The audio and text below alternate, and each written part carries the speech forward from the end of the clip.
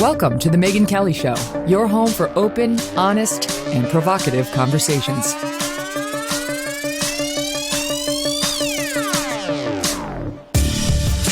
Hey everyone, I'm Megyn Kelly. Welcome to the Megyn Kelly Show. We have a lot to talk about today.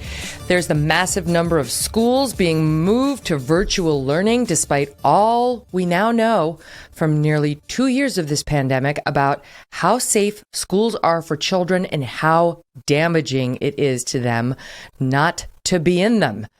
There are new pushes for vaccine mandates too. I mean, oh my God, people are so stupid, right? It's just so stupid. How many times are we going to go through this? You know, the push for vaccine mandates should be easing up right now. You get the vaccine, you could still get COVID, especially with Omicron. What are we doing? And there's a whole mix of cultural stories to get to as well. I'm excited for today's guest. We have author, host, and rapper Zuby. His life story is fascinating. He has developed an enormous following. He initially made waves on Twitter back in 2019 when he broke the UK women's deadlift record. That's right, the women's deadlift record. There's a story behind that, and we'll get to that as well as all the news. Zuby, thank you so much for being here. Hey, Megyn. Good to see you. It's great to have you. All right, so let's start with the COVID madness because now we're seeing, there was a great piece, I have to say, in the New York Times today by David Leonhardt, who was on the show not long ago, talking about the serious cost to children in not having school because of the pandemic and these ongoing delays and remote learning, which we know doesn't work. And we just keep doing it. I mean, it's happening all over the country right now, from Newark to Philly, parts of New York, and so on. And some of these parents are saying it should be longer. Should be longer. My child shouldn't have to be there. There are risks. And those are the ones who are bringing everyone else down. Your thoughts on it? Yeah, I think it's crazy. And I've thought it was crazy from the very beginning of this. One of the things that we found out very early on during the pandemic situation, and this is a huge blessing. This is a massive silver lining. And that is that this particular virus is very, very, very mild for children. That's not the case with all viruses. That's not the case with all diseases. But with COVID-19 in particular, kids breeze through this very easily. I'm not actually aware of a single healthy child anywhere in the world who has died over the past 2 years of this particular disease. That's not to say right. It doesn't exist, but it is certainly extraordinarily rare. Hospitalizations are rare. Any type of severe sickness, so on, etc., in that age demographic is extremely rare. So all of these measures that have been applied to children for this duration of the past 2 years have been absolutely crazy. They've been so detrimental to young people and to kids. The amount of harm that's come to them from this all socially, in terms of their development, in terms of their health, their mental well-being, their ability to socialize and even learn how to speak, all of that stuff has been massively negatively impacted. So the fact that 2 years down the line, people are still proceeding with this insanity is mind-blowing. It's mind-blowing to me. There's absolutely no reasonable justification for it. I think as a society and any healthy human society, it should not be expected that children are the ones making huge sacrifices to make adults feel safe or comfortable. And right. I'm specifically using the word feel because this is really about feeling. It's not about any type of reality. So I thought it was crazy from the beginning. And I think it's even more crazy that anyone in any place is still proceeding with that. Mm-hmm. My kids are going to school and we're supposed to feel grateful that the school is open. Well, I don't feel grateful. No. School is supposed to be open. That's Yes. the default. Maskless faces are the default. That's what's normal. I don't feel like I need to begin every email to the school when I ask, why do we still have these plexiglass barriers up? Why are they still masked 24/7? Why are they getting yelled at and threatened with detention if the mask goes down below their nose when we all know the masks are theater, especially for kids in school, with a thank you so much for being open? No. Not thank you so much. That's your job. Nobody thanks me for sitting behind the microphone every day to do that's my job. I get paid to do this. It's part of the contract, right? So it's like, and yet you have teachers like the ones in Chicago. Once again, the teachers in Chicago, I'm sorry, but the absolute worst. That union is the worst. Threatening to walk out on Wednesday because they don't want to work in person. This is the same group, Zuby. You remember, they didn't want to work during the pandemic last year either. And to prove their point, they did the interpretive dance where they leapt across the streets of Chicago to show us how these young, able-bodied women were incapable of standing in front of a classroom and teaching. They're at it again. Yeah, it's insane. It's insane. And I think that, when something goes on for a very long time, I mean, human beings are, for better or for worse, people adapt to things very quickly. And, the process is called hedonic adaptation. And people, what is brand new and is a big change to people, after a matter of weeks, let alone months, people set into that as their normal, as their default. So I think that now there are millions of people who are still stuck in this mindset that nothing is allowed until some authority or official says that it's allowed. People are out there thinking that, masks are the norm, or lockdowns are the norm, or children not being in school is somehow the norm or the default position. But as we know, in our entire lives, in fact, all throughout history, this is not the norm. This is not how anybody was living prior to the year 2020. And now, by any measure, we are very much at the tail end of this situation. The virus is not going to go away. It's something that is going to be endemic, just like the cold, just like the flu. It's not going to be eliminated completely. And children have already sacrificed. Everybody has sacrificed, but children in particular who should not have had to sacrifice to begin with I don't know. It blows my mind. I get annoyed when it's stuff particularly to do with children, because it's very easy to see just how detrimental this all has been to them. And Lord knows how it's going to affect them years or even decades down the line. But it's very, very clear that there is no upside to doing this. And it's all downside. And this is downside on top of downside. And the definition of insanity is doing something over and over and over again and expecting a different result or a different outcome. And I think that the adults and these teachers and these unions who are pushing for all of this, I've seen in other places where they're forcing children to eat outside in the cold while all the staff are eating inside, all of that stuff. I mean, if I were a parent, these are not people I'd feel comfortable with leaving my kids with for multiple hours a day. I think it's an absolute disgrace. Right. Now you've got this group, National Educators United, online saying recklessly opening school buildings right now instead of working to reduce community transmission is once again needlessly putting millions of lives at risk. National hashtag 2 weeks pause now to protect our community. Are you kidding me? Never heard that before. Never heard that one before. Right? 2 weeks to slow the spread. They're really going to rely on that. Why are these people such cowards? The teachers I know are amazing. They're strong. They're leaders. They don't complain. I mean, the teachers at our school, I know them. They're happy to be there. They're delighted to be teaching the children. They don't complain about this bullshit. Who are these people who run these groups who are 2 weeks to slow the spread? Who do they think they're kidding at this point? I don't know the exact answer to that question, but I think that this is something that has happened over the process of decades. I think over the course of decades, particularly in Western societies. And, I think as societies become prosperous and even decadent and very comfortable, people become weaker. People become physically weaker, spiritually weaker, physically, mentally, physically, spiritually, and all these different aspects. And I think that this has really brought to light just how deep some of that is. I mean, prior to any viral pandemic situation, we were already talking about things like trigger warnings and safe spaces and, everything being hate speech and people needing to be protected from ideas and this and that microaggressions. And so to me, this is really a sort of logical conclusion where you've already got people who are in this state of weakness and safetyism and fear and paranoia and hysteria, all of which is very overblown. And then a new threat is introduced, and this is where things end up. And I think that whilst it's important to look after ourselves and each other and to take reasonable precautions when necessary, life is full of risk. It's full of threats. That's always been the case. We take calculated risks every single day.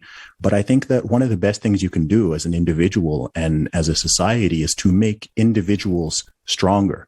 You want people to be strong. If you have children, you want your children to be strong because you're not going to be able to bulldoze every obstacle or challenge out of their way throughout their entire life.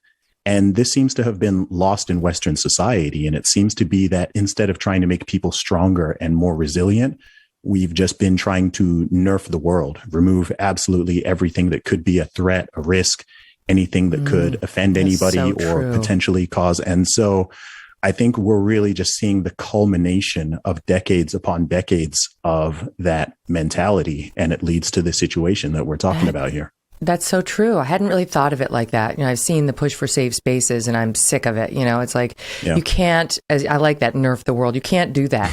You're going to run into mean people. Even if you manage to get everyone in the United States to be nice to you, which isn't going to happen, you're going to go out into the real world and, other people are going to be there.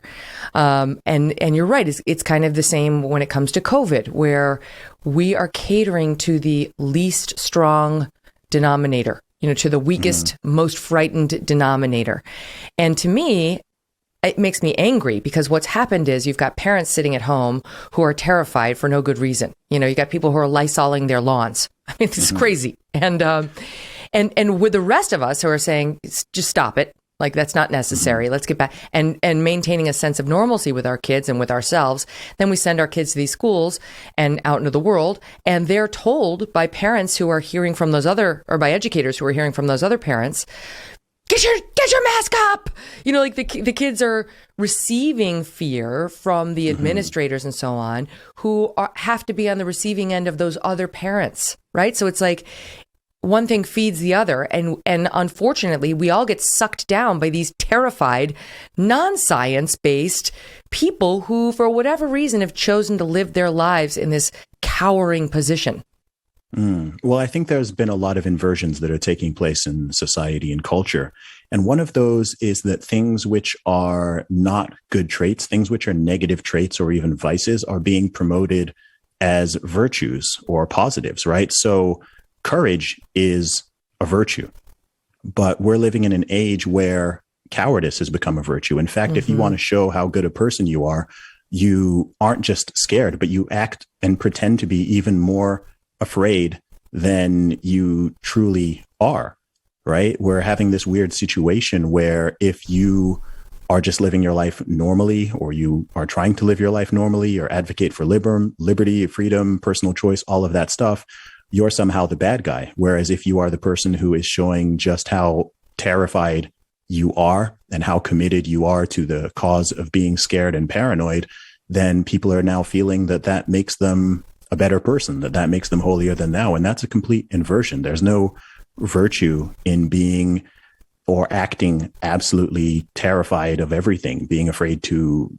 go outside, being afraid to see human faces, being afraid to mingle, being afraid to teach or to go to school, any of that. Those things are not virtues. And I believe that in any previous era, that would be greatly frowned upon, if not ridiculed. But somehow this has been inverted and people think that they are better because they are acting more scared than each other. And it's very strange. This has been going on the whole time. And look, I can understand when the threat was brand new, going back almost 2 years ago, then I can understand people wanting to take precaution or people having, different worries and concerns about that. But at this point in time, whatever country you're in, whatever city you're in, this thing it's largely over. I don't want to say it's totally over because I from what I know, the virus itself is, like I said, is going to be endemic. It's not going to disappear. But people, there are people who just don't want to give this up for various reasons. And I think there's a lot of perverse incentives out there, both financially, socially even. And I think, and certainly in terms of the people making the decisions, I mean, these politicians in the West have never had this kind of power before, where they've essentially become these little mini dictators who tell you whether you can go outside, or what you have to do, how many people you can have in your household, if you're even able to go to work or to go to school, all of that. And some people are corrupted by power. And once they have that power, they don't want to let go of it. And then you've got people who... Yeah, go ahead. Sorry. Yeah. No, I was going to say, it reminds me a little bit of it. To me, some of these politicians, these governors who are drunk on their own power, they seem like post 9/11 Giuliani wannabes. So remember how we all felt about Mayor Giuliani right after 9/11. Forget what you think of him now. I realize he's done a lot that has changed public perception of him in some camps. But after 9/11, we all loved Mayor Giuliani. We called him America's mayor, and that's why people thought he could very well be the next president. And he handled 9/11 brilliantly. He was steady in the storm. He was a great leader. And he had said about the way he performed later, when asked about how he maintained his calm, he'd always been taught that the more out of control things get around you, the more important it is to be in control, the calmer you must get. And that doesn't always work, but it worked beautifully that day. And I think that these governors saw a man who was steady in the storm, who knew what to do, and the accolades he got. And sort of that image is in their own heads. Like, I will be the steady in the storm leader. I will be the one who understands. I'm the anti-Trump. You know, this is how it was about a year ago, right? I'm going to say all the stuff that Trump doesn't say. I'm going to take the opposite positions of the ones that he takes.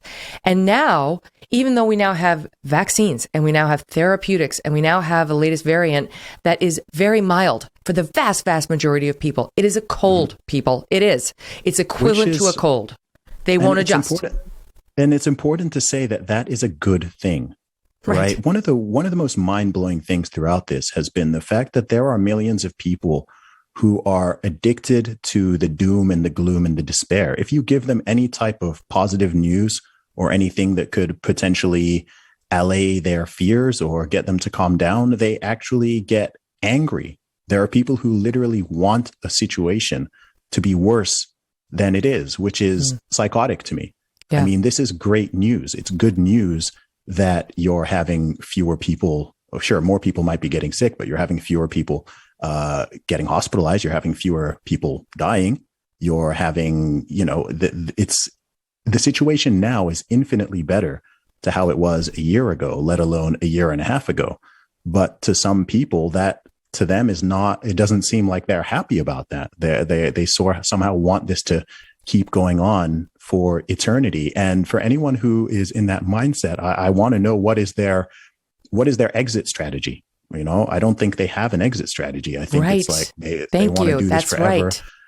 Yeah, you cannot hide from an airborne coronavirus forever. It would be like trying to live your entire life without ever catching a cold or a flu. It's not going to happen. You can take your best precautions against it, and there are various options for that. And then you just have to get on with life. There are other risks and diseases out there. Right. There are there's going to be more variants to do. Yeah, exactly. And there are more things important. There are more important things in life than this one particular virus, and people need to remember that, and people need to reorient themselves and get back to living their lives. It's one thing if, people like you, like me, who are saying we got to live our lives, we got to go about our business, notwithstanding COVID. It's one thing if we were saying, and the 85-year-olds need to do the same. They need to get out there. They need to go to the football games. They need to forget the vax. Like, we're not saying that. No. People who talk like you do, like I do, are saying we get that there's populations who need to be protected. And all of society shut down for months to protect those people. We did. But now we're 2 years into this thing, and we've developed therapeutics and vaccines and so on, and testing, though it's sparse. And so we now those of us who are not in these high risk groups, need to get on with our lives, and we need to stop pretending like people who are under the age of 30 face any real risk from this virus, because they don't, unless they have an identified comorbidity. They don't. They're safer, even unvaccinated, than somebody like I, who am 51, am with the double vaccine and the booster. Okay, that's the truth. But it's maddening trying to convince people in the states where I spend my time, New York, Connecticut, to see the truth. It's like, walk me through it.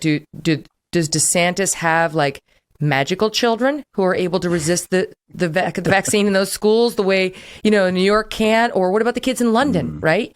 Like, are you British, aren't you? Yeah, you're British. You were raised in Saudi Arabia. Okay, so what about the kids in London? Are they magical children? How are the magical children of London able to not wear masks and not have huge transmission rates in the London schools? Those are not big properties. They're on top of each other, same way the New York City kids are, but they're leading very different lives.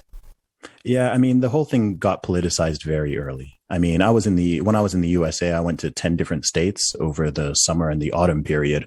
And the variation between places like Texas, Tennessee, and Florida versus places like California, Hawaii, New York, and Maryland was absolutely mind-blowing. There was two completely different realities. And this is several months ago. And it's all political. Honestly, at this stage, it's political, it's social, this has nothing to do with science anymore, unless you're talking about political science and psychology.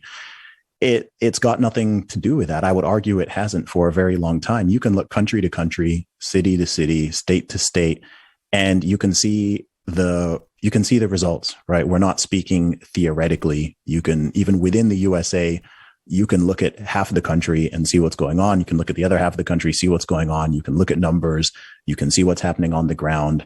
And it makes it blindingly obvious that all of these ridiculous mandates and restrictions and this and that, not only are they ineffective, but they're totally unnecessary. If that were not the case, then places like Texas, Florida, Tennessee, South Dakota, whatever, they would have been erupting. They would have been on fire for the past more than 1 year. And that is not happening. And instead of people seeing that and going, oh, okay, maybe we can relax a little, they're taking that as some kind of cue that they need to double down even harder. And I think that's purely political. You've got weird indoctrination happening in places. There was an article about the Rose Parade. Okay, there was a New Year's Rose Parade. It happened this past weekend.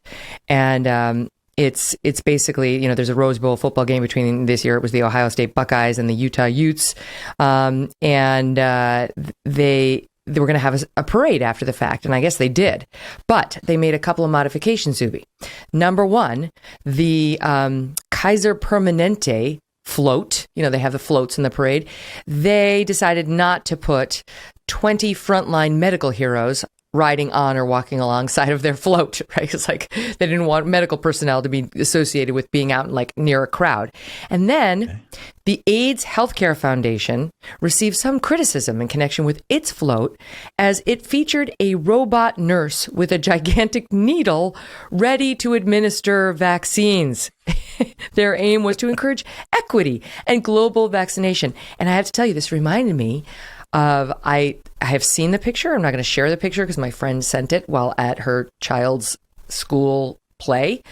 But in New York City, my friend went to the child's school play, and what they were treated to was all these little kids on stage with big fake needles and big fake signs supporting the Pfizer and Moderna vaccines.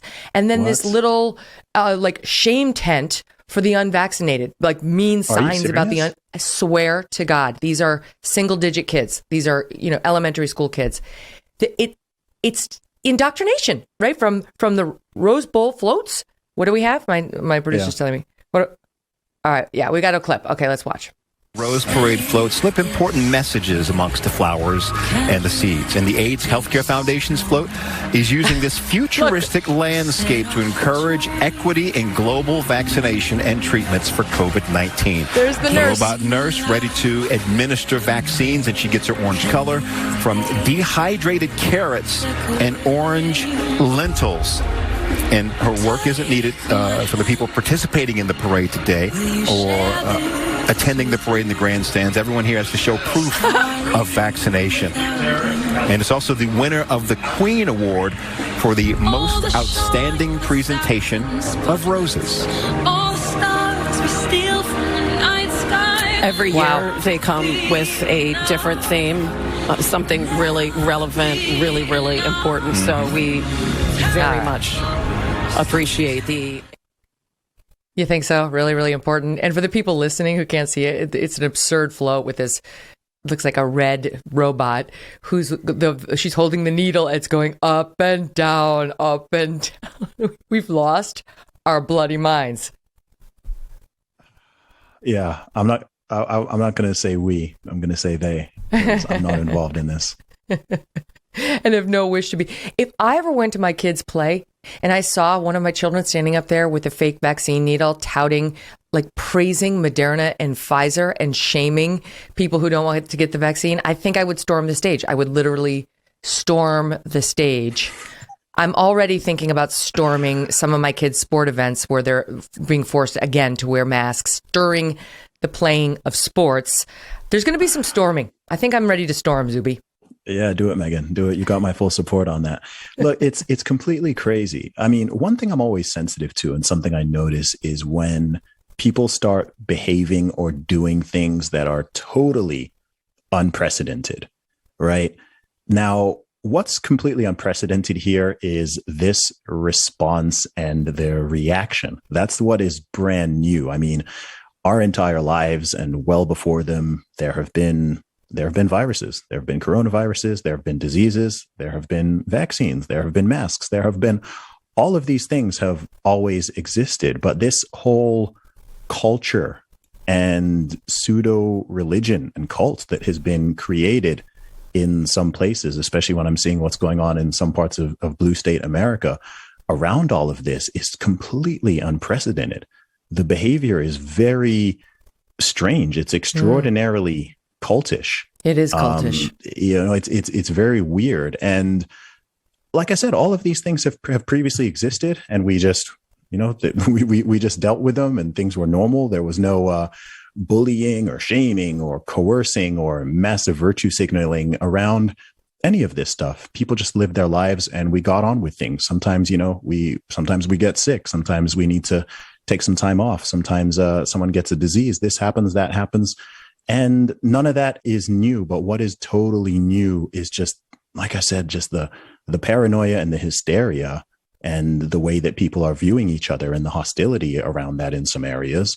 But then also just this, this behavior around whether it's the masks or it's the vaccines or whatever. It's just weird to me. That's what's very weird to me. It's just like, look, like people do their thing, do what you need to do to make yourself be or feel safe, right? People should have access to whatever they need in terms of medicines, in terms of PPE, whatever it is. But that's not what should be running a society, right? Yeah, you That's don't not get what to you should be mandate having. that I do it too. That's fine. Exactly. You do you. But you're right about the cultishness. I mean, I've done a lot of stories on cults over the past 5 years, and the lionization of one man, Fauci, very Yes. culty. The ostracization of non-believers, the people who aren't, you're out of their little club. Not that we want to be in it, but I'm just saying you're otherized, not just if you're anti-vax, but even if you're just anti-vax mandate, that otherizes you. You're someone to be feared. You've seen they changed the definition, right? Yes, that you're now an anti-vaxxer if you're just opposed to the mandate. Yep. Yeah. So it's now absurd. the majority of the world now fits into that category. Right. I did see that, and I was like, this is outrageous. So I got the double vax. I got the booster. Unlike Nicole Wallace, I don't feel the need to run to the television camera and say, I've got the 3. I'm a Fauci groupie, and I've got all the 3 shots. I haven't seen your selfies, Megyn. You need to post your selfies up. Otherwise, it doesn't count. Never. I didn't. I wouldn't. I don't agree with it. So it's like, okay, fine. You do your thing. Take care of yourself as you see fit. But you don't have to otherize people who make different choices than you. And you don't know what their private reasons are. You don't know. I had on the gal from ESPN who got pressured. She wound up, Allison Williams, who got pressured. She had to leave because she wouldn't get the mandatory vaccine. I have her on. I'm asking like, well, so why was it important to you not to get it? She said, I'm trying to have a baby. I'm like, this is fucking none of my business. This is none of my, why am I airing this? Why am I even asking this? Right. But like, and again, we've been put in this position. Yeah. And again, that's unprecedented, isn't it? Like, since when do we ask that information of other people? I mean, it's rude to even ask somebody how much money they earn, but somehow or their it's weight. okay to, Yeah, exactly. But somehow it's okay to ask them all of these questions. It's extremely, it needs to be unnormalized, right? Like this is not normal behavior. It should be stigmatized. It's not proper. And it's a massive intrusion on people's privacy. I mean, when it comes to medical stuff in particular, like people could have all sorts of reasons why they do or they don't do something, but really it's not, unless you're somebody's doctor or, confidant or something, it's really not anybody's business. It reminds me of a friend I used to have just post law school, a woman, and I was like mid-20s, and maybe it was a little later. I don't know. We were like late 20s. Anyway, she used to get annoyed because that's about the age when people start looking at you like other people's moms and saying like, oh, you're not married? Why aren't you married? Where's your partner? And she had a great response to them after a while, which was they'd say, why aren't you married? Why aren't you with somebody? And she'd say, because there's something wrong with me. I loved it. And now I do think if somebody asks you like, oh, why wouldn't you get the vaccine? You should come up with something like, oh, it conflicts with my chlamydia medication, or like something just outrageous, like something that's going to embarrass them. Yeah. It's the way forward. Honestly, it's the way forward. I've been so ready. I mean, I've been living as normally as possible throughout this whole thing, but it's exhausting, and I do think we are reaching a point of exhaustion globally with this particular issue. I think that the juice that they're trying to squeeze out of it is running out. And again, this is a good thing. Right. This is good. Let's just go back to, it's funny because I feel like in 2019, people thought that the world was crazy in 2019 and people were talking about clown world and the world going mad and everything being crazy. But I think that people would quite happily return to the times of people, eating Tide Pods and licking ice cream and putting it back in the freezer and whatever else nonsense was going on in 2019. All right. And speaking of 2019, this is when Zuby, I think, became a star. This is when you took off as an international personality. And we'll talk to him about how that happened in just a moment. Also, we'll get to the anniversary of January 6th and the media's obsession. I mean, it's very clear the Democrats are really looking forward to an opportunity to talk about that for weeks instead of COVID and all the other stuff, the economy that's happening. And then we'll get to the transgender swimmer breaking records at UPenn because Zuby dipped a toe into this controversy back in the day, again, back in 2019. So what does he make of it? A lot to go over. Don't go away. I want to talk to you about Blue Blocks and their amazing blue light blocking glasses. Since getting a pair of these amazing glasses, I have had no more headaches or fatigue when looking at a computer screen or watching TV or using my phone. They are a game changer. I wear them when I'm using digital devices, and they really have changed my entire experience. They come in non-prescription, prescription, and reading options, and they're made in an optics laboratory in Australia with fast shipping to the U.S. I also wear their Sleep Plus glasses 2 to 3 hours before bed. I have not slept this well in years. They're super good. Highly recommend getting a pair for yourself, and you will be amazed with how well you feel after just one use. My favorites are the Aero Sleep Plus glasses, but I also love their Remedy Sleep Mask, which is 100% blackout, and that gives me the best night's sleep too. So do the combo. Go to blueblocks.com/MK and use the code MK to save 15%.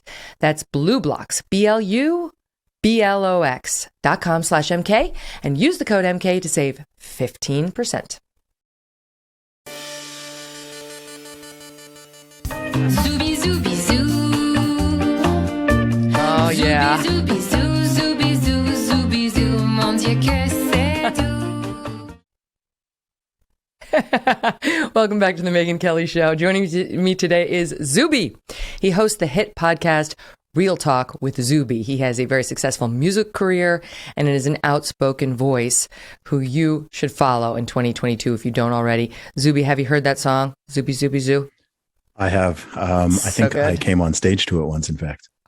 So I loved that show, Mad Men, with that was Don Draper's second wife, Megyn, and it's one of those earworms that stays in your head. And as soon as I heard you were coming on, I'm like, oh, We need that. We need that. That's got to be your theme song. Although I realize you have your own great music. You don't need Don Draper's wife. Okay, so let's talk about you and how we all got to know you, because I first came to know you on Twitter, and I was like, this guy makes so much sense. I just want to follow him because it's wonderful when you find common sense people and people like you who can sort of separate the wheat from the chaff and like get right to the heart of an issue. And I've noticed it on COVID. I've noticed it on race. I've noticed it on the trans issues. So you're not afraid to go to the place that hurts, which I can relate to and I like.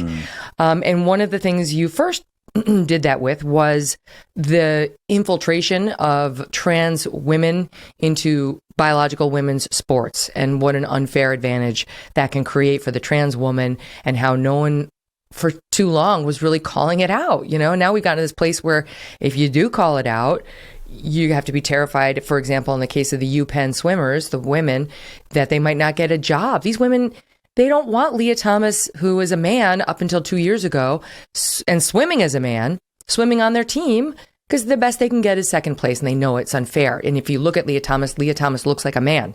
She has long hair, but she has the body of a man because she was living as a man for the first 20 plus years of her life. She only transitioned. She only did 1 year of testosterone therapy, and she didn't lose all of her physical advantages. Okay, so you take us back to February of 19, and you are making music and also doing social commentary. And what was it about the deadlifting, the women's deadlifting record that attracted you? We have a clip, but I want you to set up, like, what got you to this place? Well, I'd been following this issue for several years. I think it kind of came onto my radar in a fairly strong way, maybe around 2014 or 2015. And it was something I'd kept an eye on. At this time, I generally keep my views on thoughts on socio-political and cultural issues to myself. As a musician, I was kind of in that position that I think a lot of people are in, that, oh, I don't really want to rock the vote or wade in on certain things. But then due to a whole host of factors, and around 2018, I just started publicly voicing and sharing some of my thoughts and ideas more, which a lot of people latched onto. And then the day I posted that video, I'd actually seen multiple stories coming out of the USA about this exact thing happening. I'd seen stories about biological males competing in women's athletics, and I think wrestling as well, and absolutely dominating.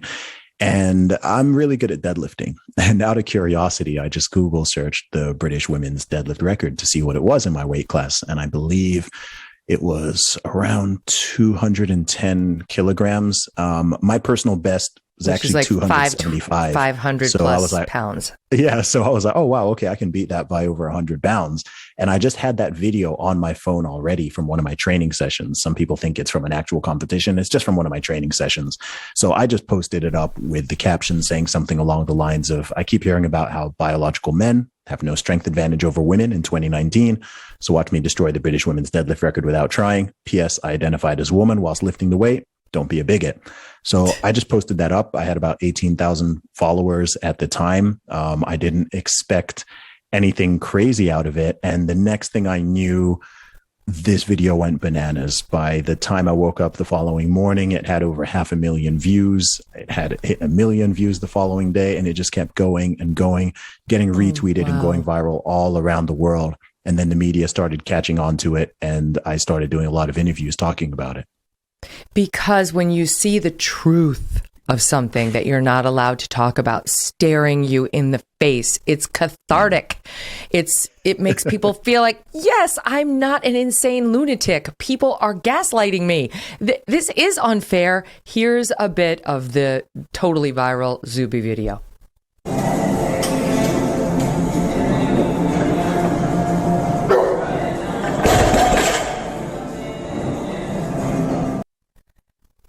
Okay, and so for our listening audience, you see lots and lots of weights. What I understand was 525 pounds, and they're on a barbell, and Zuby bends over and lifts it and then drops it and crushed the women's world record, as a lot of men who are good dead weight lifters could do, right? Have you thought about going for gold and crossing over? Because you could do it. Yeah, I mean, look, maybe to end this complete stupidity, what needs to happen is all the top male athletes in the world should just transition next year and completely demolish all of women's sports and take all of their records. And maybe that's what is going to be needed for people to actually, Yes. take their heads out of the ground and go, okay, maybe this is a bad idea. You're exactly right. Thank you for saying that, because my husband's a big tennis fan. He wrote a whole book about tennis, and he's been saying, as soon as you get a biological male who now identifies as female and is a trans woman who decides to play in actual women's tennis, right, and gets to the U.S. Open and crushes Serena Williams or Naomi Osaka, this will change. There is, because they can't. Serena Williams cannot come close to beating the best men's tennis player in the world, or even the top 100. Didn't she lose to the 230th? Yes. 230th ranked male player? I don't remember the number, but he was way the hell down the list. She can't beat him. And she is at least one of the top 3, American tennis players, or tennis, not just American, female tennis players in the world. So, okay. Let's put our money where our mouth is. If we really want equality in the sports, let's just not make the UPenn swimmers suck it up. Let's put it in every sport, this dynamic, even the ones where women are going to lose huge money, huge endorsements, right? Like, let's see how the woke crowd likes that, especially when you have women of color who have overcome a lot in their lives, like not totally gender equality, not totally race equality in a lot of the upbringings that people have gone through. They overcome all those obstacles. They get to something like the US Open, to Wimbledon, to the Australian Open, and so whatever, and they lose because some guy was playing as a man 2 years ago has suddenly identified as a woman. Let's see what they have to say then. Yeah. And man, there's so much stupidity going on with this whole thing. Firstly, it blows my mind that we're actually talking about this and that this is a genuine debate that exists. But one of the most obvious things to the uninitiated is, why is this only happening in one direction? Why is it that male athletes have no concerns about female athletes transitioning to men and taking their records and beating them? Right? If there were really no advantage, why is it only in one way? Why is this only impacting women's sports? Just that simple thing blows the entire notion out the window. You don't even need to get into the biological reality. Just that simple heuristic shows how silly it all is. And everyone knows it's silly. I don't actually believe that there's anybody. I genuinely do not believe that there's anybody who truly believes this stuff. I think everybody is pretending. Even the people advocating for it, I think they're pretending. They all know that there's a biological difference. In fact, what they are doing would not even make sense if there were no biological differences between men and women. Like the whole thing would not make sense. We had a couple of experts on the show. We had the girls in Connecticut, the runners, high school girls who were doing really well and then started getting crushed because similar situation to what we're seeing at UPenn. Boys who had been running as boys, who had been middling at best, crossed over into the female track world and started crushing these girls. And they included girls of color, just like, my point is simply girls who the left would normally be embracing as like, look at her, she's getting it done, notwithstanding our terrible society, she overcame all the obstacles. But everything gets trumped by trans. I mean, honestly, like in the hierarchy of like, things the woke loves or wants to victimize, trans is number one. Right? That's why Dave Chappelle, even though he's a black man, he's got like, that's one strike against him because he's a man. But anyway, that's why he gets completely killed, right? Because he took aim at the trans community. And that's why we can have, young black girls like the one I interviewed or whatever in Connecticut or elsewhere, take it on the chin after working their whole lives for a goal if they lose to somebody who happens to be trans, because we're just not allowed to talk about fairness. Yeah. By the way, those girls should not compete. Any woman who is planning to compete and there's a biological male standing at the start line or in the ring next to her or whatever, they should all refuse to compete. All those swimmers, they should refuse to compete. People on this person's team, people competing against, they should all just stand together and say, no, we're not doing this. We're not competing against male athletes. Right? Simple. That would be incredible. They need to stand together. This is the problem. People need to, when something is wrong, when you see something that is clearly, obviously wrong, you need to say something. You need to do something. You can't just keep going with the flow and thinking that magically and miraculously things are going to change. No, they're not going to change. These people need to stand together. And I'm not even just saying, in this case, this is actually a pretty easy one because you're talking about a team sport.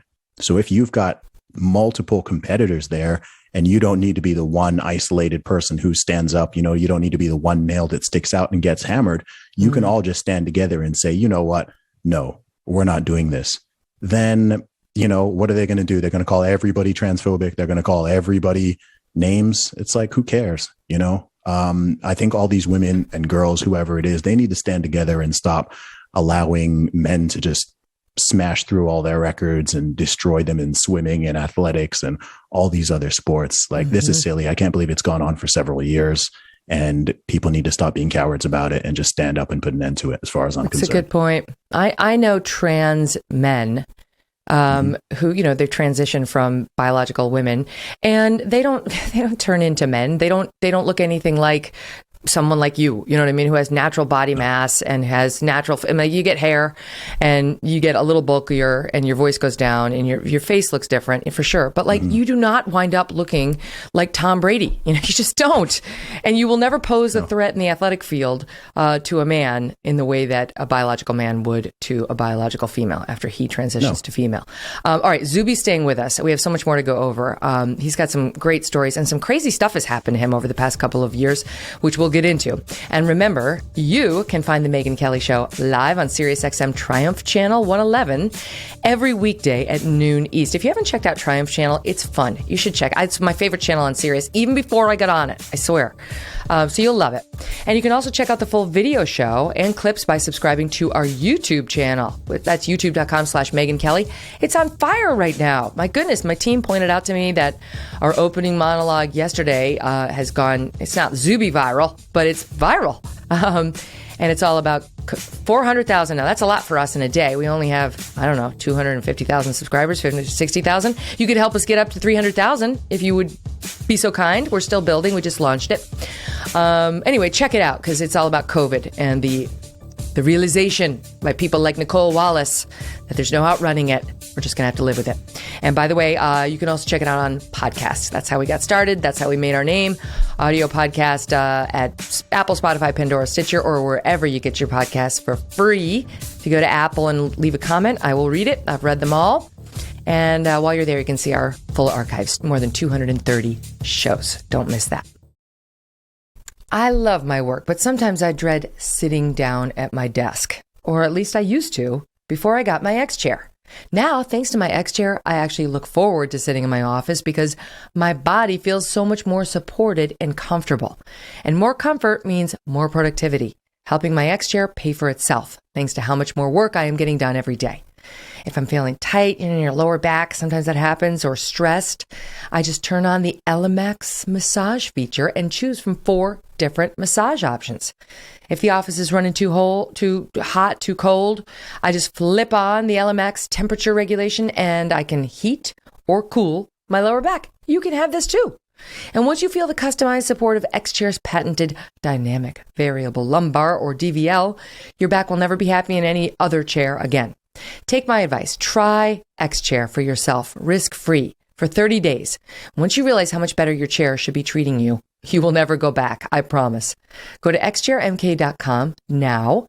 That's the letter X, chairmk.com, or call 1-844-4XChair for $100 off your order. X-Chair has a 30-day guarantee of complete comfort, and you can finance your purchase for as little as $30 a month. Check it out for yourself. Don't just take my word for it. You're going to love it. It's xchairmk.com. Welcome back to the Megyn Kelly Show. It's time for another edition of You Can't Say That, or Think That, or Do That. Oh, wait, this is America. Today, we're actually going around the world to Australia, where the language policing has reached new heights. This is not about the insane COVID lockdown restrictions there. No, today, we're talking about sharks. You see, sharks have feelings too, I think. Who knows? But what we do know is they have been, quote, unfairly demonized. Yes, there is a national shark attack database in Australia called the Australian Shark Attack File that is now being renamed the Shark Incident Database, so the word attack is removed. In fact, the word attack is gone from the site entirely and replaced with more precise terms like bites, interactions, and negative encounters. Did you have a negative encounter with a shark? Perhaps that shark looked at you in a way that felt inappropriate. Yes. Shark attacks are rare. You are more likely to be struck by lightning or killed while driving than to be bitten by a shark. So the stigma of a shark attack is unnecessarily harmful to the reputation of these kind fish. They're misunderstood, you see. One shark exhibit manager in Australia said movies have led to a harmful portrayal of sharks. These poor creatures aren't trying to attack you. They just don't know better, say their advocates. This is a real quote. Sharks don't have hands. They have teeth. And in order for them to feel around their environment, they use their mouth. And unfortunately, that can have bad consequences on people. But it's quite rare. Yes, it can. Very bad consequences. Plus, she said, they can't see very well. They have a disability, you see. They can't see very well, you shark hater. So just hold your hatred. So the next time you go to the beach and joke about a shark attack, you better think twice. Because at least down under in Australia, you can't say that. So tell it to Peter Benchley and the maker of Jaws. By the way, Peter Benchley actually wound up saying he felt bad that his book and the movie Jaws that was based on his book unfairly demonized sharks because they don't generally want to eat us, but they do attack and kill us. And I don't think the parents of those who have been killed or the loved ones would be comfortable calling it a negative encounter. Shark attack gets it done, and grown-up people can understand that not all sharks mean to eat us. We'll be right back with Zuby right after this quick break. So what if you could stop paying your mortgage for a month or two, get a lower monthly payment, and potentially save up to $1,000 a month? Hello? It's possible. You've just got to refinance to one of these incredibly low rates available now, and I know just the people to help. American Financing, America's home for home loans. This is a family-owned mortgage lender that is known for creating custom home loans, from lower rates to shorter terms, even debt consolidation. Their salary-based mortgage consultants do whatever it takes to help you save up to $1,000 a month and tens of thousands long-term. It's a no pressure, no obligation experience because they're salary based, right? It's not like you have to, do it today. You're not going to get that. They're focused on you and what's best for you. And they never charge upfront or hidden fees. So why not learn more? They're going to give you a free mortgage review, and you really may skip 2 payments if you choose to move forward. Think of the difference that can make in your monthly bank account. Then give American Financing a call at 866-887-1201. That's 866-887-1201, or you can just visit americanfinancing.net. So, Zuby, let's talk for a minute about January 6th. It's in 2 days, and to me, it's so obvious the media loves to talk about this. The Democrats love to talk about this. I mean, I think most Americans understand this was a very unfortunate day and episode in our history that we don't really want to keep reliving over and over. The people who were on Capitol Hill that day are being held responsible. They're being prosecuted. And most of us have kind of moved on, right? Trump's no longer in office. If he runs again, we'll deal with that at the voter box, whether you're pro or anti. But like the obsession and the media's, they love it. It's like when we have a puppy. We have 2 dogs. One is 2.5, and we have a puppy. And when we let the dogs out on the lawn, I mean, the puppy, he runs to the dirtiest corner of the lawn, and he just rolls around in the dirt and the leaves and whatever the hell else is in there, and he loves it. He enjoys it. You can see it's like, oh God, Strud. Anyway, that's the media and January 6th. They enjoy it, right? Why do they enjoy it so much? Well, what's that phrase? If it bleeds, it leads, right? The power and the control and the money that comes from keeping people in a permanent fear loop or a permanent negativity loop of fear, anger, outrage, all of these things due to the nature of the human condition, which is very sensitive, perhaps more sensitive to negativity than to positivity, these things make money. They garner attention, they get people paying attention, and they also make it easier to push an agenda or to control people. You keep people fighting, you keep people divided, you keep people distracted by various types of nonsense. You refuse to move on certain things, whilst you move on very quickly on other things, which are actually far more important and far more catastrophic and deadly, even in some circumstances. And that's just the way the game is played. I think that it's the way the incentives are laid out. And I don't think it's something that's totally new, but I think it's something that has really become more exaggerated, especially over the past decade in particular. To me, it's so hypocritical because you see CNN and these other channels completely lionizing the members of the Capitol Hill police who got hurt that day. And they couldn't care less about law enforcement. They said nothing as law enforcement was attacked, hurt, and in some instances killed during the BLM riots of the preceding summer. They didn't care at all. They're just lionizing these guys because they think it makes Trump, and in particular his supporters, not all Republicans, but they've expanded it to anybody who's on the right, look bad. They think it's a chance to make them look bad. And it was not a good day for Trump or his supporters. And maybe not for Republicans either. I don't know. But to me, it's just so hypocritical. And the way they talk about it, there's a woman over on CNN, Juliette Kayyem, right? CNN, she's on. And she was interviewed recently about January 6th. And I would say the way she talks about it embodies the way most of the left thinks about it. Here's that moment. Watch this. As we gear up for 1/6 anniversary coverage, we're posting my take then. Many criticize this for calling Trump the leader of a terror movement who uses violence or threat as an extension of politics. After a year, I think I was too kind. Yeah. So if you think you were too kind to call him a extremist leader then, what would you call him now? Well, he continues to be the leader of an organization that uses violence or the threat of violence to disrupt democratic processes. That is terrorism. And I think, we tend to focus on different pieces of the post-January 6th world. So we have the election systems and the states and the fights over states and voting rights. We then have the investigation, the January 6th, and then all the cases that are going on against people who were in the Capitol. But I think we sometimes forget that what sort of connects everything is violence. That's what connects everything. He's the leader of a terrorist group. And then you got the New York Times weighing in saying, with a headline that reads, this is January 1, every day is January 6th now. Every day. Talking about how Republicans are working to change laws to advance the goals of the January 6th rioters. Hundreds of bills have been proposed and nearly 36 laws have been passed that empower state legislatures to sabotage their own elections and overturn the will of the voters and go on and on from there. So every day is January 6th. Trump is the leader of a terrorist cult, and this is why he must be stopped. And January 6th hearings and the investigation must go on in perpetuity until somebody, Zuby, somebody other than the actual rioters, I guess, is held to account. Yeah, I can speak very much as an outsider on this one. I'm a non-American. I'm not a Democrat. I'm not a Republican. I am someone who loves the USA.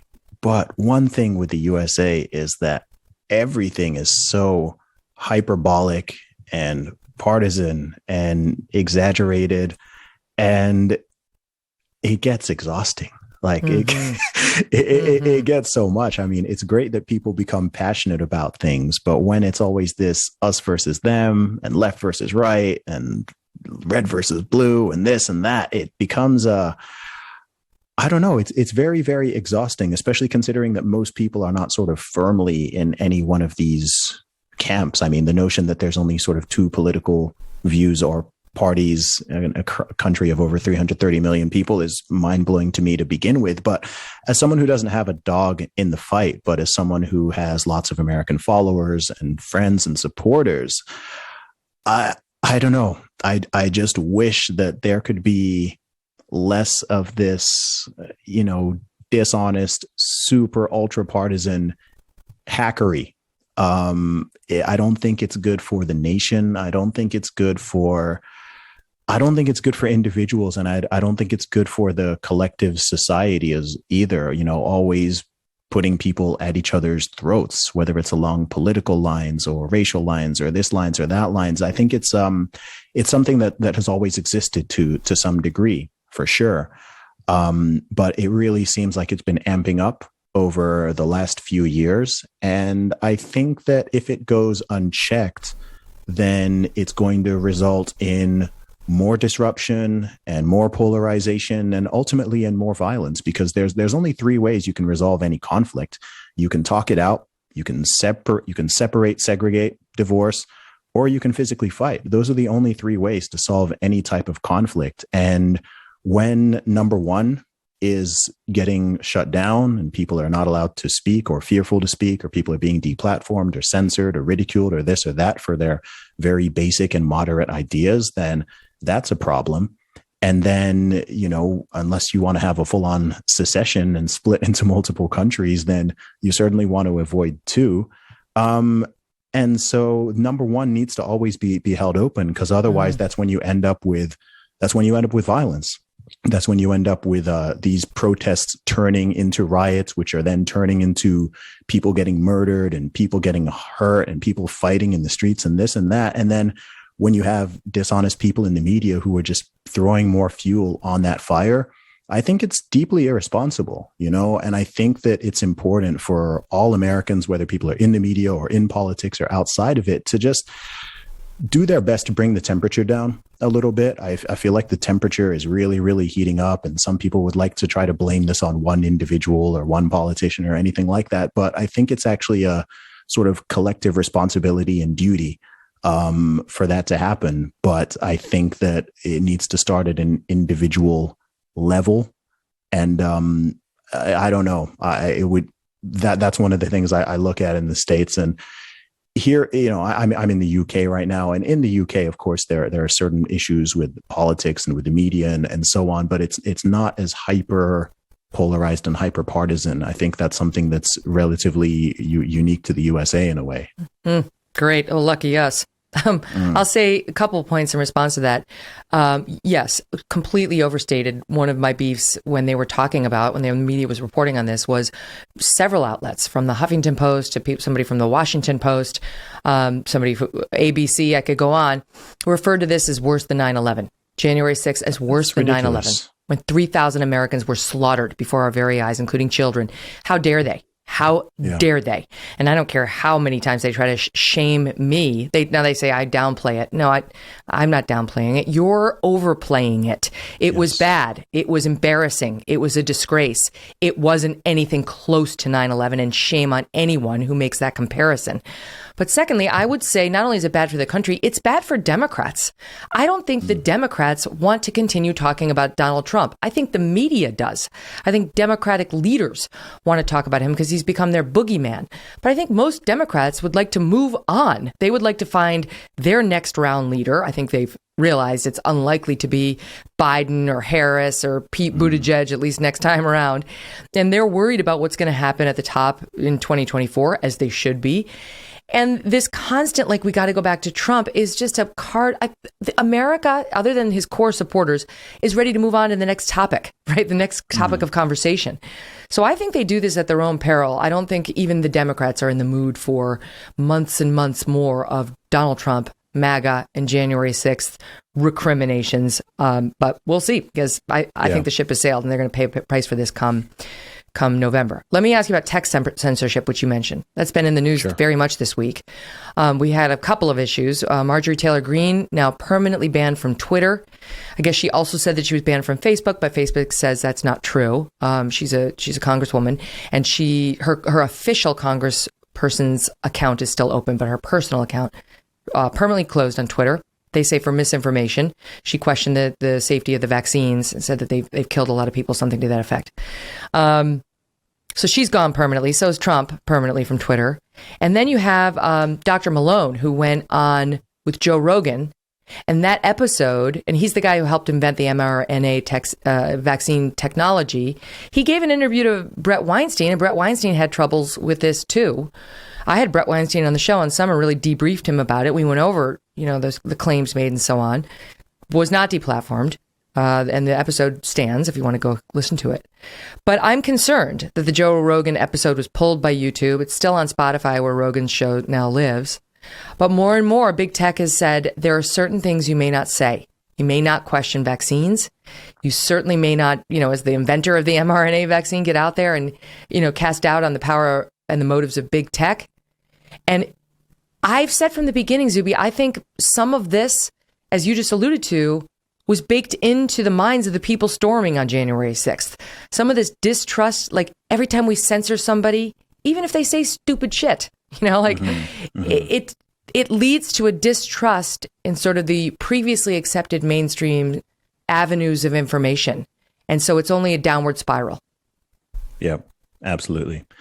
And, look, our societies are supposed to be based on some certain basic principles, such as liberty, freedom, treating people equally, human rights, dignity, so on and so forth. And people also need to remember that, yes, of course, a private company, an actual private company, I mean, that whether these are truly private companies at this stage is certainly debatable. We understand that they have a right to have terms and conditions and to have policies and things like that. However, in the spirit of liberty and freedom and just overall human decency, you need to allow people to talk and to converse and to debate. When you are censoring and banning and deplatforming someone who has a patent for 9 mRNA vaccine related patents, someone who was instrumental dating back to the 80s and even creating these vaccines that people are now worshiping. And that's someone who you are trying to censor for speaking openly about it. That's a huge problem. And he's not the only doctor that has been silenced on this issue, let alone the only individual. But, these organizations and people who make these decisions also need to understand, every action has an equal and an opposite reaction. And when they do this, they are completely destroying trust in their own institutions. One thing about the truth is that the truth is not afraid of confrontation. It's not afraid of debate. It's not afraid of questions and challenge. And if you want to talk about science, there's nothing more important in science than being able to ask questions, being able to challenge things. If someone is telling me that they are an expert on any given subject and they become indignant when I ask them a question or try to stop me from asking a question or from making a remark or just having a conversation and debate about it, then you entirely lose trust in that individual. And you also lose trust in the expertise as well. And I really think they're overplaying their hand with all of this. And I think it creates a huge opening for potential competitors, which is not necessarily a bad thing. But I think it would be fantastic if people in general could just go back to this concept of being able to support people's right to speak, whether you agree or you disagree or you have questions. Look, none of us have the absolute truth on any given subject. But if we all want to become wiser and smarter and more knowledgeable and more empathetic, then we do that by conversing with each other. If you want to understand somebody else's perspective or somebody else's concerns, or you really want to know what's going on, then you need to be able to talk to people. You need to be able to listen to people. And, I think the reason why someone like Joe Rogan's show is doing multiples of what anybody in the mainstream media is doing is simply because he understands this and he's open to being honest and asking hard questions and really going in depth on all of these various issues. And people should not be afraid of conversation itself. Like I said, if we're not able to have these conversations and we're not able to speak honestly, then ultimately it is going to end up in various forms of physical violence or separation. Mm-hmm. And I don't think that's what most people want. I think most people are able to get on with each other in day-to-day life. We do it in all these cities and states and countries every single day, and people are not out there constantly fighting in the streets. So as I said before, I think that temperature in general just needs to come down. People need to return to their senses, and we need to be able to be open and honest and have conversations and have debates on all of these important issues. They, of course, only ever do it the one way. I mean, maybe not only ever, but 90% of the time it's banning some conservative or somebody who's a heterodox thinker pushing back on one of these main lines we've been fed, whether it's about the origins of the COVID virus or something about the vaccines. Man, that's one thing you cannot touch. You say something negative about the vaccines, they will ban you. And it's insane because people know Spotify's not banning Joe Rogan, so they know there's a way of getting the information. So that's just going to drive them to Spotify. It's not going to make them, not get the info, right? And so what does YouTube think it's accomplishing?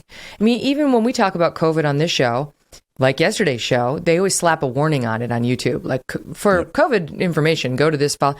Okay, that's fine. It's YouTube's site. They can do that. That actually doesn't bother me. I guarantee you absolutely nobody clicks on that. Absolutely not. I guarantee you not a single person clicks on it. But if it makes YouTube feel better, fine. It's their platform. However, that's as far as it should go. Even if they wanted to do a link to, hey, here's somebody on the left who's got a different point of view, I'd be fine with that too.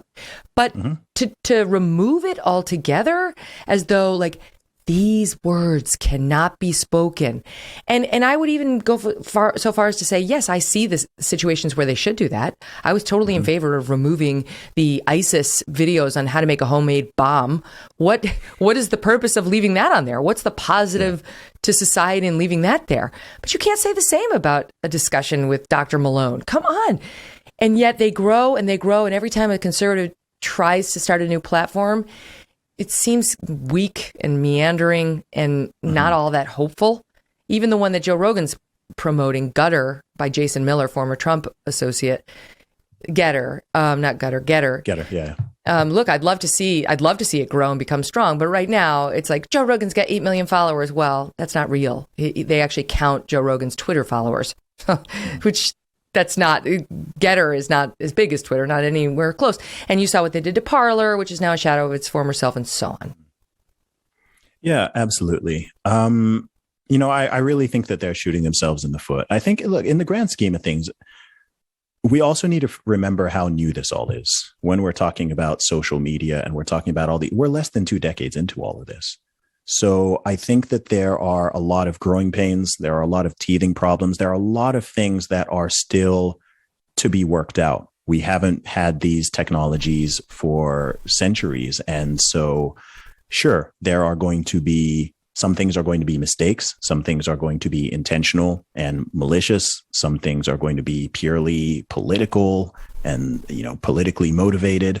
But I do remain optimistic in the long term. I think that if you run a company and you continue to make poor decisions, or you even deplatform all of the interesting people on your platform, it doesn't matter whether you're the size of YouTube or Facebook or Twitter.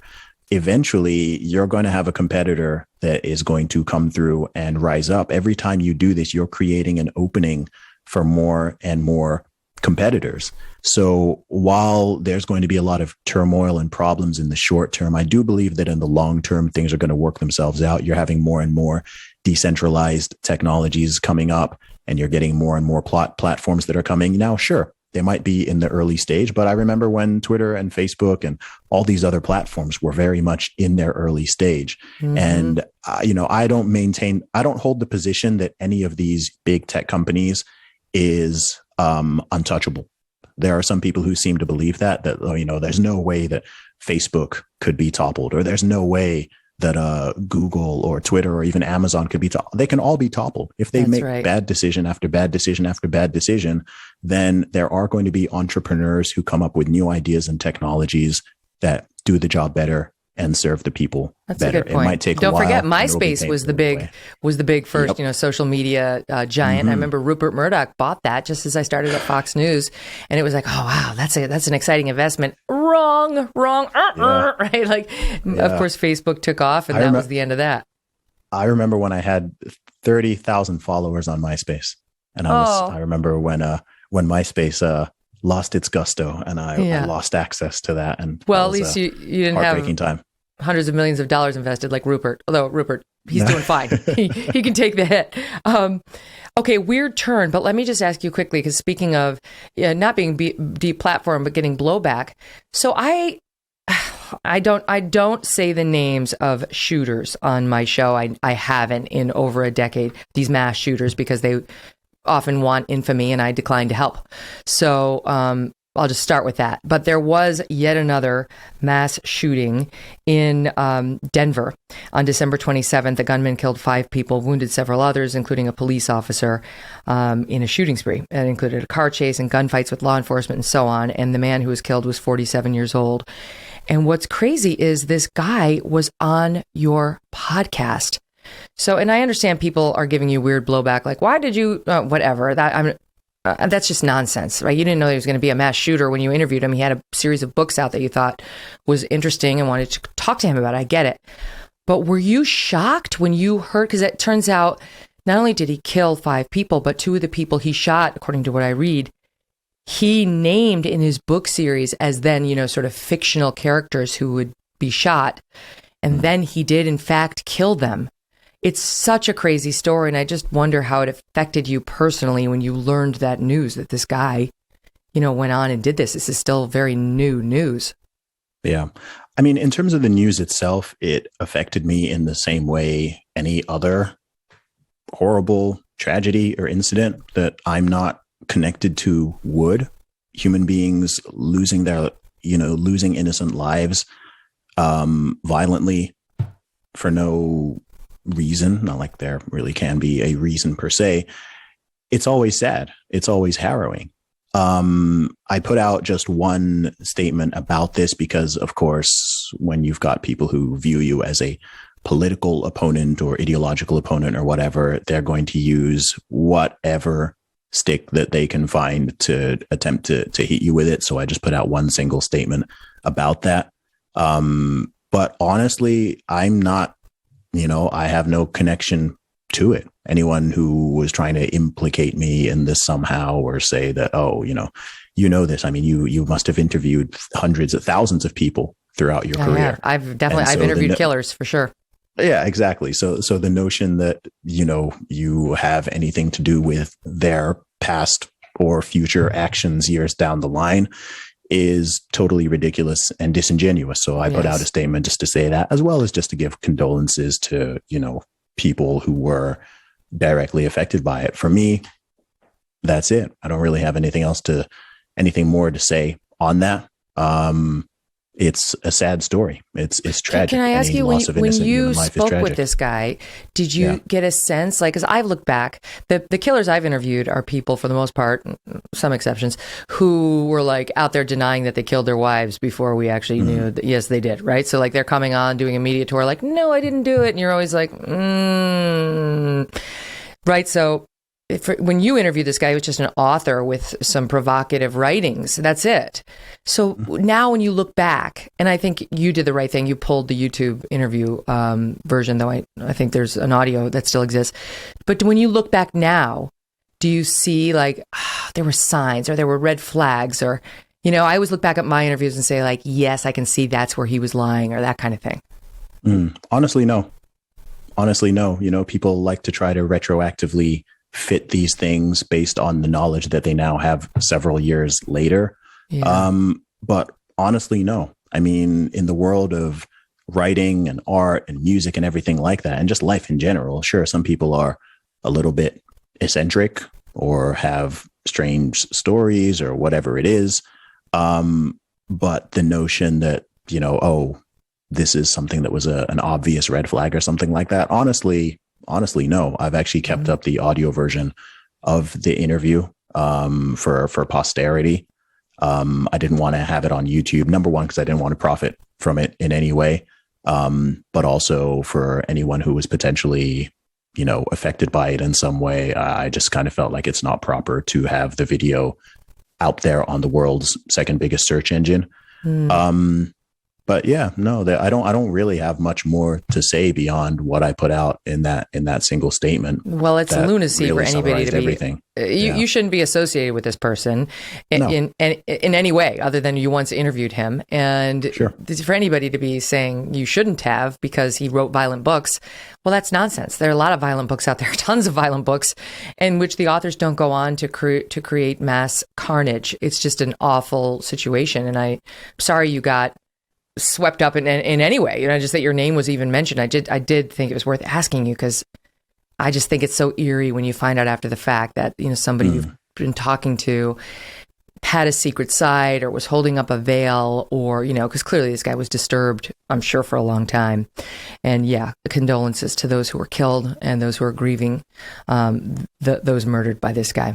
There's so much to go over with Zuby, including what I want to look. He's been very outspoken on race, and he pushes back on all this crazy, just, everything's got to be about our skin color and our lady parts and all that stuff. Well, there's insanity happening at Arizona State.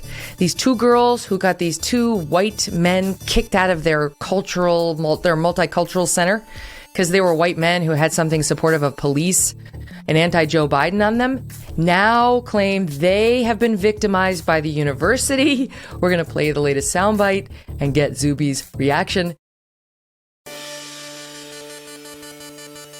Okay, so Zuby, Arizona State University. It was in the news a couple of months ago because I guess they built a multicultural center, and two white guys went there and started studying. And this upset two women of color who got up in their grill telling them to leave. One of them had a "I didn't vote for Joe Biden" t-shirt on. One of them had a sticker on his laptop that said something like "Police Matter." And they were drinking a Chick-fil-A cup. So it's like Chick-fil-A's gone multiple different ways on these woke issues. So I don't know what that's supposed to mean. Here's a clip of the original incident for which the two young women we now know have been disciplined, and they are mad as they were in this original video. Watch. You have a bad. You're offensive. Police lives matter. You have the same sticker. We're just trying to do school. What? You guys have the same sticker of the other. But this is our space. We've got a Police Lives Matter sticker and we're getting kicked out. Can't do school. Nobody's kicking out. You just said we have to leave. No, I said you're making the space uncomfortable. But you're white. Do you understand what a multicultural space? It means you're not being centered. White's not a culture? No. No, it's not a culture. White is not a culture. Say it again to the camera. You think whiteness is a culture? This is insane. So anyways, this is the violence that ASU does, and this is the type of people that they protect. Okay, this white man thinks he can take up our space, and this is why we need a multicultural space, because they think they can get away with this shit. Okay. Meanwhile, just for the record, those two guys were just sitting there. They were just sitting there studying. They weren't running around trying to, engage in dialogue about police or anything else. They had their stickers and so on. So the university launches an investigation because in the Multicultural Center, you are actually not allowed to kick out the white people, and you're not allowed to treat others this way on campus property, harassing them. And they found these two gals guilty of misbehavior. I guess their actual crime was, quote crime, was interfering with university's activities after they harassed these two white students. That's what the university found. And the two gals who are, one's an undergraduate, Mastani Qureshi, and one's a graduate student, Sarah Tekola, are most unhappy, Zuby. Here they are. Dear white people, aka ASU, you openly discriminated against us on November 16th when you handed down your decision from your racially biased investigation. We are being persecuted for defending our multicultural center from racism and sexism. You gave us two punishments. The first one was a warning, and the second one was to write a 3-page paper on how next time when we talk with white people about race and society, we will be civil. This video is in fulfillment of our educational intervention. We're going to give ASU an educational intervention on why telling students of color at ASU to be more civil in the face of white supremacy and neo-Nazism on this campus is actually violent. Violence. So that now these kids are white supremacists and neo-Nazis, and these girls were just standing up to the modern day Hitler and are victims for being called to account for that harassment. Your thoughts? Yeah, the bar is low now. Man, I actually have a lot of thoughts on this. My first thought, and this may be slightly unorthodox, my first immediate thought is that we live in an age now that everyone has a video camera in their pockets and the ability to post things on social media and all of this, where this story, which is really something that, as far as I'm concerned, shouldn't go outside the university itself. And I'm somehow here sitting in England. I watched it when it came out, and, you know, millions of people all around the world saw it and whatever. And firstly, I feel a weird way about that, because I think that so many things get blown up and individuals get highlighted. You can take all four people who are involved in this incident, the two men and the two young women. And we live in this weird time where people can be completely destroyed over that. And I think that everybody involved, again, needs to be a little more cautious with this, right? I mean, it seems like they were trying their best to get these two men in trouble, and it ended up backfiring on them. But first thing I want to say, like, nobody should have their life destroyed over this stupid incident. My next point is that this is the monster that has been created by the activism that is pushed in some of these schools and universities. If you listen to the way these girls are speaking and you listen to the language, it's extraordinarily unnatural. This is activist language. Nobody talks like that normally. You can tell you are that not they are being activists centered. Yeah, like that's a complete hardcore left-wing activist phrase. Like, people don't use that term the way they're even using the term, centering, white supremacy, BIPOC people, like all of these phrases. This is activist terminology. So the universities should not be shocked when these things happen, when they are the ones who are indoctrinating people into this line of thinking. I mean, I don't even know what a multicultural center in a university is. When I was at university, we did not have multicultural centers. Every part of the campus, every part of the city was multicultural. Like, anyone is allowed in any place. And that's all it is. You're treating people fairly and equally. When people just start going back to this notion of seeing people based on their skin color, their race, their ethnicity, or whatever, nothing good comes of it. Even if people think that they're doing it for a good reason or an activist reason or equity or whatever nonsense they've been brainwashed into believing, it's not positive. Once you are purely seeing people's skin color and you're judging people and, having prejudices and treating them differently based on that, you're back to a funny little thing, which is called racism. And the way to defeat racism isn't to be racist in the other direction. It's to simply not behave in this way and just treat people decently and treat people as human beings. So I hope that the four people involved in this thing, honestly, I'd love it if they could just sit down and just have a conversation like normal human beings and understand each other's perspectives and agree to disagree. And who knows, maybe even end up becoming friends. That's really how these things should go. But I don't want to see anyone's life get ruined over this whole incident. I think it's actually an important teaching point, a teaching moment where you can just sit everybody down and see, look, this is the monster that we have created. This is what's going on. This little incident here is a microcosm of what's going on in wider society. And what can we do to stop this from happening? Because again, this is a relatively new phenomenon.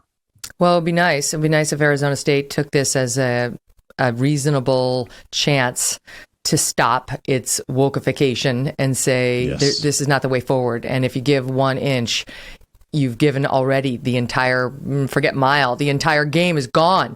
Because once you open the door to sort of this nonsense and entertaining this, like, words are violence, and, the white person can't be in the multicultural center with the thing that supports cops.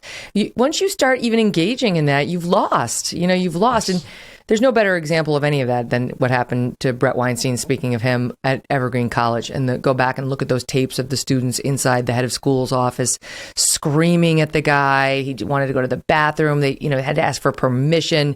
It was just the most awful example of where this goes once you open the door to this kind of ridiculous messaging. I said to these students at Stanford, I was out there talking to them not long ago, last year or the year before, words are not violence. They're not. And these are Stanford graduate students who looked at me, Zuby, and said, yes, they are. Like, you're going to have to grow up. Sorry, but you're just going to have to grow up. It's brainwashing, Megyn. It's brainwashing. And it's recent. I mean, look, I graduated university in 2007, and none of this was going on at that time. This is something that has really, really started hitting hard in the past 7 to 8 years. It's really exploded. All of these concepts, all of this language, literally the way they are speaking, the phraseology and terms that they are using are new. These are things that have been programmed into people. These are ideas that have been programmed, again, often by universities, if not by schools prior to that. And this is a perfect manifestation of where it leads. Now, if anyone ever has a question around one of these situations, there's a simple exercise I like to do, which is simply to, and people like doing this in different directions, but yeah, just imagine it swapped around the other way. Imagine you swapped the aggressors and the people defending themselves in this situation. You would see just how nasty the rhetoric is and who the aggressor is, and it would just be plainer for people to see what the problem is here. And I don't think that American society wants to go back to the way things were in, reverse things 100 years and go back to how things were in 1922. Mm-hmm. So in 2022, let's not be playing these stupid games again. The best way to win is to simply not play. Arizona State University is a state university. It's a public university. And it is unlawful to have a center that excludes one race. You cannot have that. That is not okay.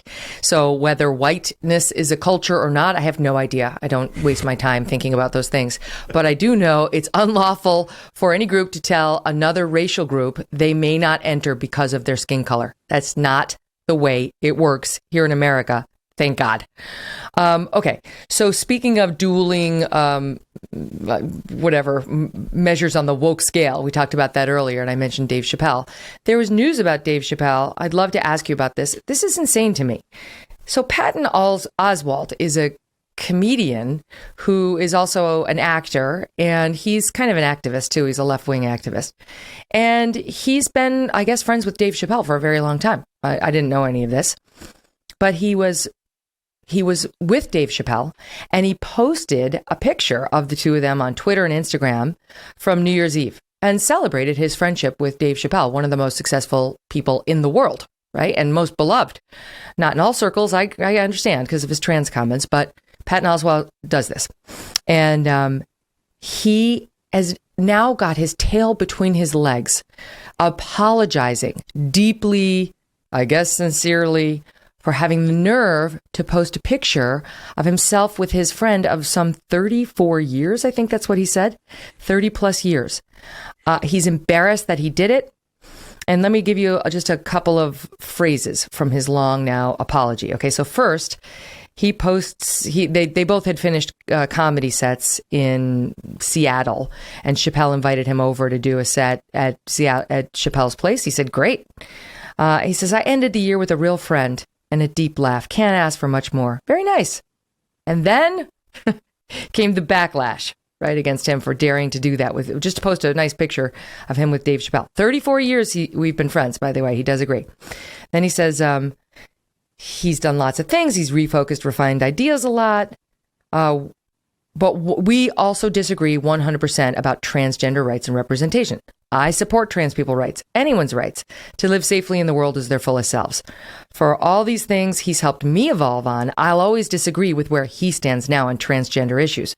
But I also don't believe a seeker like him is done evolving, learning. So basically, Dave Chappelle's a moron who just needs to evolve to Patton Oswalt's position on trans people, in order for him to be a fully formed human, I guess. He goes on to say, I've also been carrying a lot of guilt about friends I've cut off, some of who had views with which I couldn't agree. And he says, sometimes I wonder, did my cutting them off make them dig their heels in deeper, fuel their ignorance? with a nitro boost of resentment and spite. You see, if you lose access to Patton Oswalt, Zuby, you become an even bigger moron. You become even dumber because you no longer have access to his enlightened ideas. He goes on, I'm an LGBTQ ally. I am a loyal friend. Au contraire. Then he says there's friction in those traits that I need to reconcile myself and not let it cause feelings of betrayal in anyone else. And I am sorry, truly sorry, wrapping up here, that I did not consider the hurt this would cause or the depth of that hurt. You, what do you make of it? What a performance. Amazing. Brilliant. Bravo. Look, I don't like to talk about individuals, let alone individuals I do not personally know, but this is super lame. It's ultra lame. It's cowardly, and I have no respect for it. That's that's really what I can say. I mean, and it's also doing his supposed friend of 34 years dirty as well, because he's essentially by trying to frame himself as this virtuous, enlightened person. He's essentially also throwing Chappelle under the bus, as, not being up to his level and, essentially being a bad guy, even though you're claiming to be friends. So I think it's dirty. I think it's dishonest. I think it's weak. I think it's cowardly. I think it's just lame. It's super lame. It's where we are now, though, isn't it? Where it's not enough. You used to be able to say, oh, we have disagreements, like whatever, Dems, Republicans, even on social issues. We have a different way of looking at the world. It hasn't always been this vicious, but we have had meaningful debates on things like affirmative action, right? Like that's just take one. Mm-hmm. That's a racial issue that you could have really strong feelings on. And you could have used that 10, 15 years ago to say, you're a racist if you're not in support of it. That's not really where we went. Yes, sometimes, but not like today. And so now it's not enough. Like you can't just say, I don't agree with Dave on everything. I wouldn't even feel the need to say that. Just, hey, here's me and my bud having a great time. But it's not even enough for him to say, we disagree on some things, but this is my pal of 34 years. A lot of respect for his success and what he's done. No. Yeah. You have to acknowledge he's bad. The depth of the hurt, you even acknowledging him as a human, as a friend, has caused many, many people, and deeply apologize, right? It's not just about Patton. This is the playbook. We've seen it out of so many Hollywood celebrities and beyond. Sports figures, team owners, corporate executives.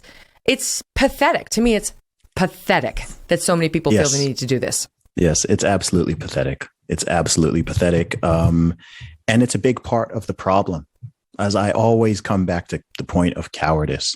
Cowardice is the problem. People not standing up for themselves, people not standing up for their truth, people not standing up for their employees, people not standing up for their friends, people being unwilling to draw a line, everyone always trying to appease the most offended person out there. And it's just lame. And it also doesn't work. It's also a really bad strategy, because these people are like piranhas. When they see a little bit of blood in the water, then they're going to go even harder. If you genuinely hurt somebody and you feel bad about it, the normal thing and the right thing and the moral thing to do is to apologize to that individual. If you haven't done anything wrong, or even if you had these public groveling apologies with these huge long diatribes, it's all performative. It's all performative. And it's just ridiculous. It's ridiculous. And I can't respect any celebrity who does this. I can't respect any individual who does this. It's been going on for years. And it's just lame. Honestly, it's lame. And every time it happens, it emboldens the mob to go after more and more people. That's right. It appeases no one. And in this situation, it was a personal betrayal of a friend, which makes it extra wrong. Zuby, such a pleasure. Thank you so much for being here. How can people get your music? Sure thing. So my latest album, Word of Zuby, is out right now on all digital platforms. You can get that on iTunes, Apple Music, Spotify, or wherever else you get your music from. Just search my name, Zuby, Z-U-B-Y. You can also get the album if you want a physical copy. I've got the vinyl coming out later this year. That's available at teamzuby.com. And you can find me on all social media at Zuby Music, Zuby Cool. Music. I heard that last year was the first time in years vinyl has outsold CDs. So we're going back. Nice. I like that. Man, let's hope we go back in some other ways too, to like the days when we used to like each other and see each other with grace, and maybe not rose-colored glasses, but at least kind, forgiving, graceful glasses. Zuby, all the best. Thank you, Megyn. And don't forget to tune in tomorrow. We've got Senator Rand Paul and Josh Rogan back to talk COVID. Don't miss it.